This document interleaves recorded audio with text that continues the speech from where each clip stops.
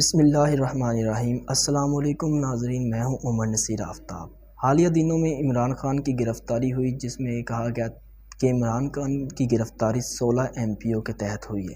تو لوگوں کو پتہ نہیں ہے کہ 16 MPO کیا ہوتا ہے، تو میں نے سوچا کیوں نہ اس پر ایک ویڈیو بنا دی جائے۔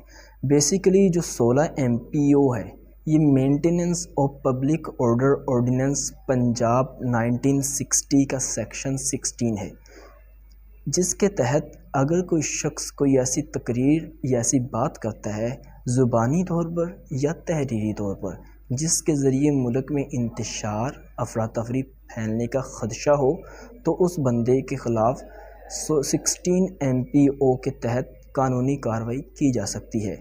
یعنی اگر کوئی بھی شخص ایسی بات کرتا ہے جس سے کسی ادارے کے سربراہ یا کسی ادارے کی ساخت خراب ہونے کا خدشہ ہو، کسی کی عزت نفس مجروح ہو یا ملک میں انتشار یا افراتفری پھیلنے کا خدشہ ہو، تو اس کے خلاف section 16 maintenance of public order ordinance کے تحت قانونی کارروائی کی جا سکتی ہے، جس کی سزا 3 سال قید اور جرمانہ ہو سکتی ہے۔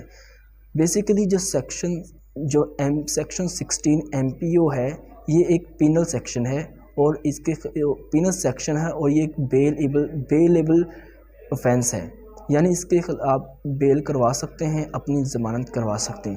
لیکن 16 MPO میں اس کا کرائٹیریا نہیں بتایا گیا کہ اس نے ضمانت کس سے کروانی ہے، کیسے کروانی ہے۔ لیکن CRPC کے سیکشن 30 کے تحت ہمیں یہ پتہ ہے کہ کوئی بھی اوفینس جرم جس کی سزا 3 سال یا اس سے کم ہو، تو فرسٹ کلاس کے مجسٹریٹ اس کی ضمانت دے سکتا ہے، اس کی ضمانت کر سکتا ہے یا اس سے ضمانت کی درخواست کی جا سکتی ہے۔ لہٰذا 16 MPO ایک بیلیبل اوفینس ہے۔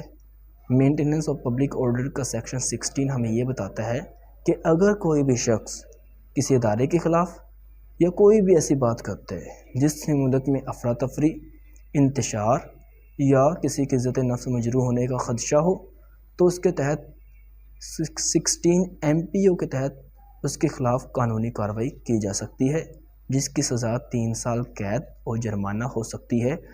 مزید اگر آپ کو اس کے حوالے سے مزید انفارمیشن چاہیے تو آپ مجھے کومنٹ سیکشن میں پوچھ سکتے ہیں۔ اپنا خیال رکھیے گا، مجھے اجازت دیجیے گا، شکریہ۔